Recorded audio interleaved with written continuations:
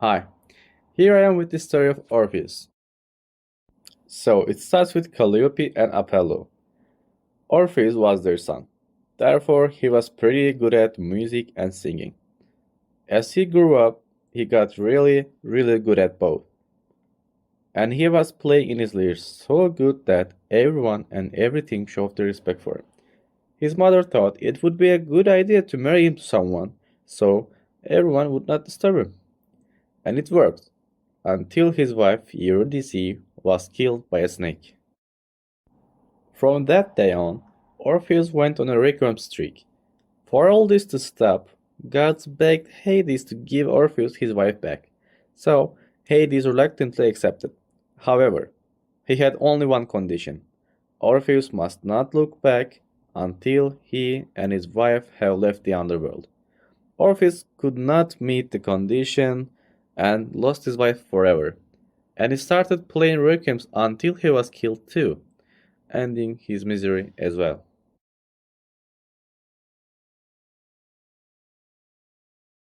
So first up we have Shakespeare and his poem named Orpheus. Shakespeare addresses the most positive ways of Orpheus throughout the poem.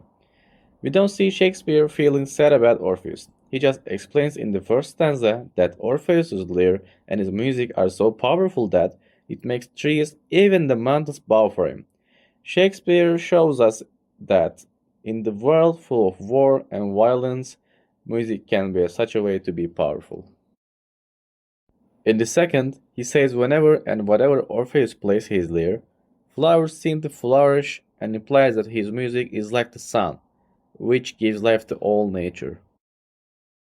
In the third and last stanza, Shakespeare talks about how his music just calms the waves and kills the sorrow that is in a human's heart. But I think that's not the most important thing in the Orpheus story, because we all know Orpheus for his tragic end. For example, let's analyze this sculpture made by August Rodin in 1893. I think it's one of the best sculptures made about Orpheus.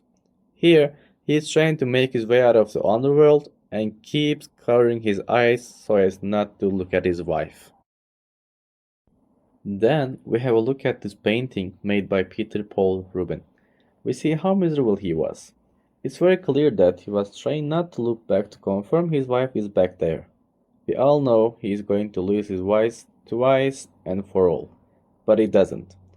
In this painting, he is so scared to look back, but he just can't help himself. And in this painting, he is trying to make his way out of the underworld. He is trying to ignore all the other creatures and trying to focus on his way to win his wife back. But we all know how it's going to end at last. He just looks back and loses his wife again, forever. He goes for another requiem streak for days, weeks, even months. This went until a Maenad, which is a disciple of Dionysus, had enough of him and torn him apart.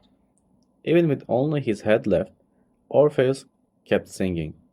And in this painting, we see a girl, having found his head and lyre, just looks down on him in sorrow.